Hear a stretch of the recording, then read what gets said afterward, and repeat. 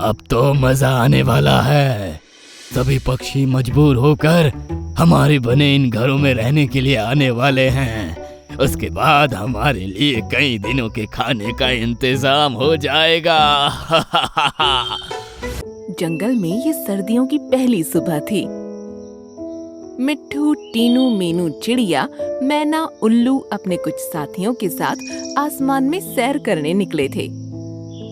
लेकिन सुबह सुबह कोहरे की वजह से आज की सैर में किसी तरह का कोई मजा नहीं आ रहा था।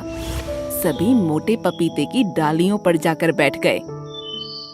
कैसे हो प्यारे पक्षियों? सुबह सुबह की सैर कैसी रही? कुछ खास नहीं पपीते भैया, आप बताओ आपकी सुबह कैसी रही?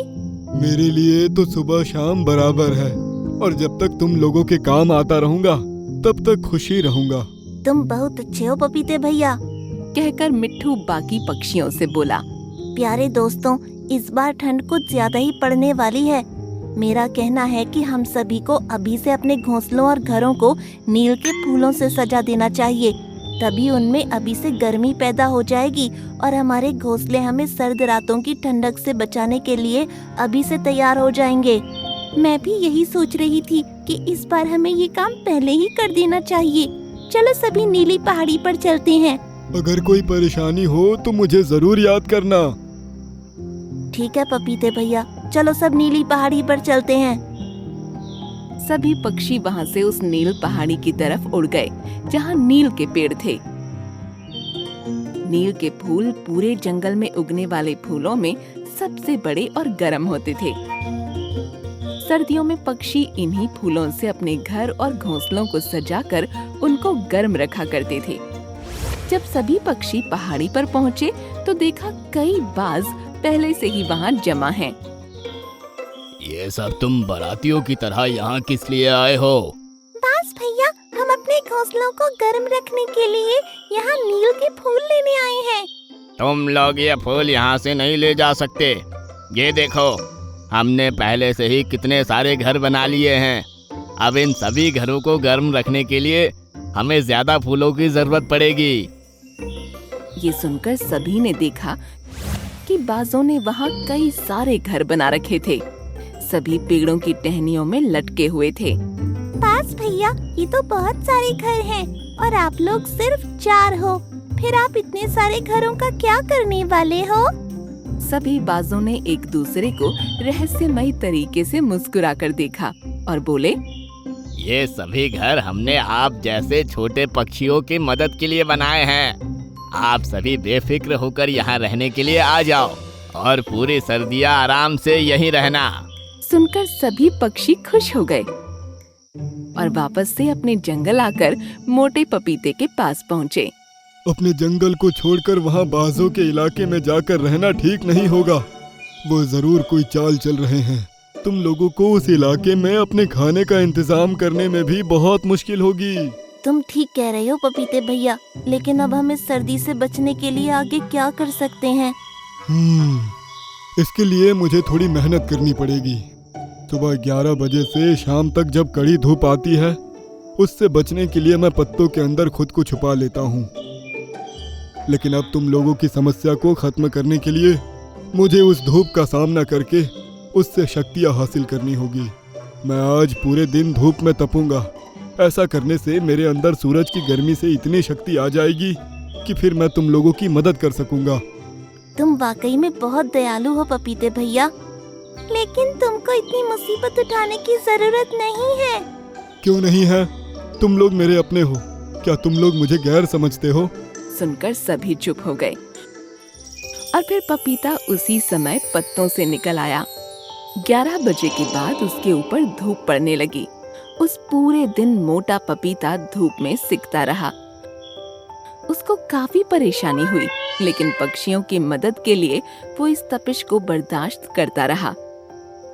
अगले दिन सभी पक्षी उसके पास पहुँचे। पपीते भैया, हमारी वजह से तुमको कितनी परेशानी झेलनी पड़ी। हमें बिल्कुल भी अच्छा नहीं लग रहा। लेकिन मुझे खुशी है कि मैंने सूरज की रोशनी से शक्तियाँ हासिल कर ली है। अब तुम लोग वही करो जो मैं कहता हूँ। ऐसा कहकर पपीते ने अपनी आंखें बंद कर लीं। उसका पेट अपने आप खुल गया और उसके अंदर सभी को काले काले बीज नजर आने लगे। तुम लोग एक एक बीज निकाल लो और इन बीजों को ले जाकर अपने घोंसले में रख दो। अगले दिनों में ये बीज फूटकर कच्चे पपीतों का रूप ले लेंगे। उन पपीतों में इतनी गर्मी होगी कि सारी सर्दियां तुम लोग आराम से उसमें रहकर गुजार सकोगे।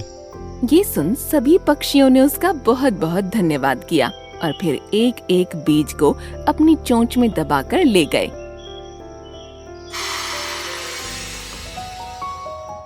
फिर उनको उन्होंने अपने अपने घोंसले में रख दिया। अगले 3 दिनों के अंदर बीज फूटकर बड़ा हो गया और एक कच्चा पपीता बन गया।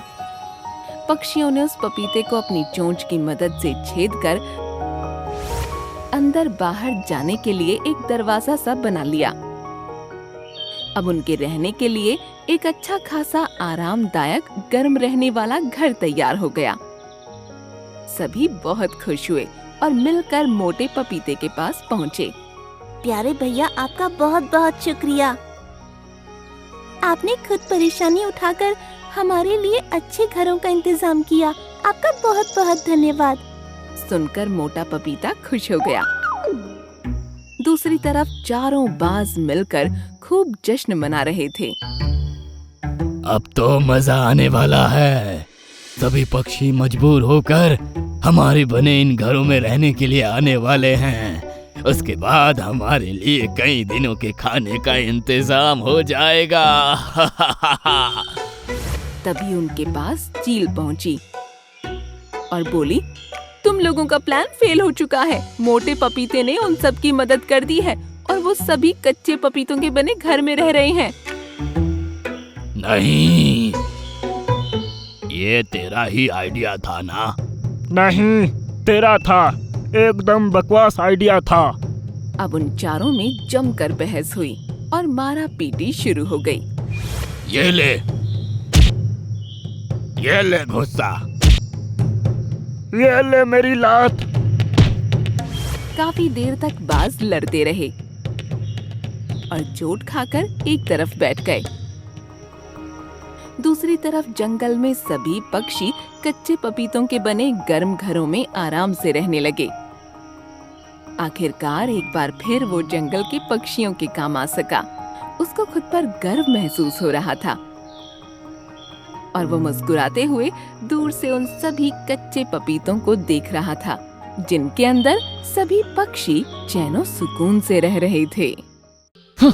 तुम कितने गंदे हो कालू कौए। तुमने मेरा सारा घर गंदा कर दिया। तो साफ कर लो मोटे पपीते। मेरा काम तो हो गया।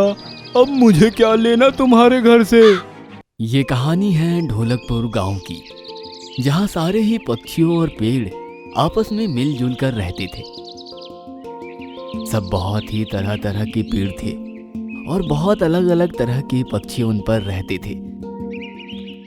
तभी एक पेड़ चिड़िया से कहता है, अरे चमेली चिड़िया, देखो मौसम कितना अच्छा है। मन कर रहा है झूम कर नाचूं।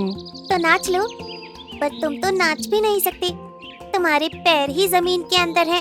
टीटू पेड़ तेज से सर हिलाता है और चमेली को नीचे गिरा देता है। लो, मैं तो नाच लिया, तुम गिर गई ना। तू तो पागल है, गंदा पेड़ कहीं का। वहाँ सब ऐसे ही हंसी ठिठोली करते थे। वहीं एक पपीते का भी इलाका था, जहाँ सारे पपीते और चिड़िया रहते थे। सब बहुत खुशी खुशी रहते थे। वहाँ एक मोटे पपीते का भी घर था, जो सभी पक्षियों की मदद करता था। किसी भी पक्षी को कभी भी रहने की जरूरत पड़ती थी तो वो मोटे पपीते के घर को इस्तेमाल कर लेता था। मोटा पपीता बहुत ही अच्छा था और सब जरूरतमंद पक्षियों की मदद करता था।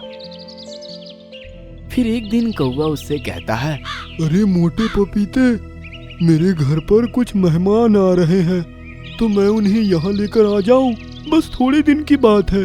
प्लीज तुम अपना घर मुझे किराए पर दे दो। हाँ चलो ले लो, पर मेरे घर के अंदर कोई गंदगी मत करना। पपीता उसे अपना घर थोड़े दिन के लिए दे देता है। फिर कालू कौवे के मेहमान आकर चले जाते हैं और उसके मेहमान घर के अंदर इतनी गंदगी मचाकर जाते हैं कि मोटे पपीते को बहुत गुस्सा आ जाता है तुम कितने गंदे हो कालू कौए, तुमने मेरा सारा घर गंदा कर दिया। तो साफ कर लो मोटे पपीते, मेरा काम तो हो गया, अब मुझे क्या लेना तुम्हारे घर से। मोटा पपीता ये बात सुनकर रूठ जाता है। फिर कुछ समय बाद बारिश का समय आ जाता है। सब लोगों ने अपना अपना घर बना लिया था। बस कालू कौवा और चमेली चिड़िया ही बिना घर के थे। चमेली बेचारी मेहनत कर रही थी, पर उसे घर बनाने के लिए कुछ चीजें नहीं मिल रही थी। पर चमेली चिड़िया बहुत अच्छी थी। पपीते भैया, मैं तुम्हारे घर में रह लूं? अब बहुत बारिश का मौसम है और मेरे बच्चे भी भीग रहे हैं। हाँ चमेली बहन, रह लो, पर तुम गंदा मत करना। पहले कालू कौवा रह कर गया था और उसने मेरा घर बहुत गंदा कर दिया था। फिर कुछ समय बाद कौवा बारिश में बहुत भीग जाता है और उसे ठंड भी लगती है। फिर वो मोटे पपीते के पास ही आता है। पपीते भाई, मुझे भी अपने घर के अंदर घुसा लो, मैं ठंड से मर रहा हूँ। नहीं कालू कौवे, मेरे घर के अंदर जगह नहीं है तुम जैसे गंदे लोगों के लिए, और यहाँ वैसे भी चमेली और उसके बच्चे रह रहे हैं, तो तुम्हें अंदर जगह नहीं मिलेगी। कालू कौवा ये बात सुनकर चला जाता है। फिर बारिश का समय बंद हो जाता है और सब पक्षी अपनी अपनी जगह वापस चले जाते हैं और मौसम भी बहुत साफ हो जाता है। कुछ समय बाद जंगल में 2 खतरनाक बाज आ जाते हैं जो सबको खाते हैं और पेड़ों की फसल भी खराब कर देते हैं। उन्होंने बहुत पक्षियों को अपना शिकार बना लिया था। अब वो मोटे पपीते की फसल खराब करने आ ही रहे थे। मोटे पपीते, तू कहाँ बचेगा? तेरी भी तो फसल खराब होगी, फिर तू कैसे जिंदा रहेगा? नहीं भाई, मुझे मत मारो, तुम मेरी फसल मत खराब करो। मैं तो यहाँ सभी पक्षियों को रहने के लिए घर देता हूँ। अगर मैं चला गया तो बहुत पक्षियाँ बेघर हो जाएंगे। तो हमें उससे क्या करना? हमें तो फसल खराब करने से मतलब है। हम यहाँ सारे जंगल को उजाड़ देंगे और सारे पक्षियों को मार देंगे। वहीं पीछे से चमेली उड़कर आती है और वो देखती है कि खतरनाक बाज मोटे पपीते को परेशान कर रहा है।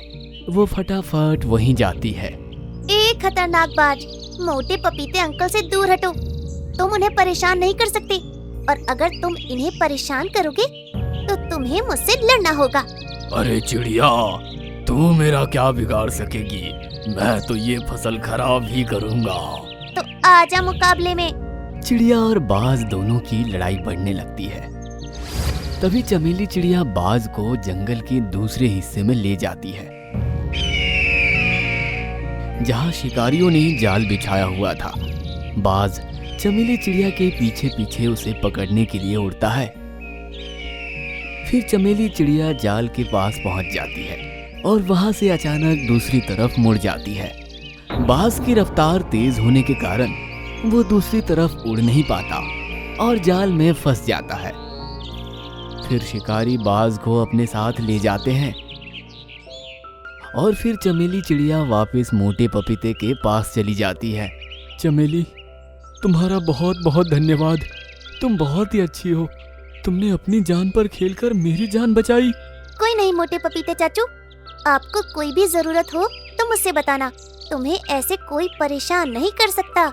और चमेली, अगर तुम्हें कोई भी दिक्कत हो तो मुझे बताना, मैं तुम्हारी सारी परेशानी खत्म कर दूंगा।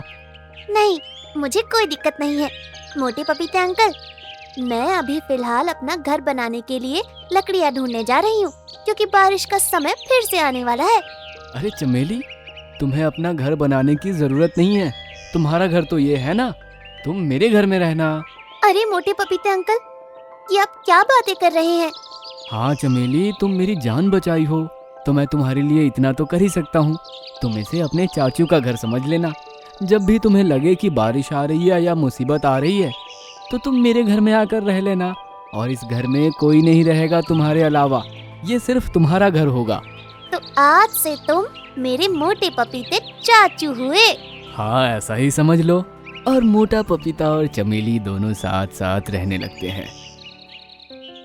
वो दोनों बहुत खुश हो जाते हैं और बहुत ही अच्छे से रहते हैं। चमेली अपने बच्चे को भी वहीं ले जाती है। इस कहानी से हमें ये सीख मिलती है कि जैसा हम बोते हैं वैसे ही हमें मिलता है। अगर हम अच्छा करेंगे तो हमें अच्छा ही मिलेगा, और अगर हम बुरा करेंगे तो बुरा ही मिलेगा।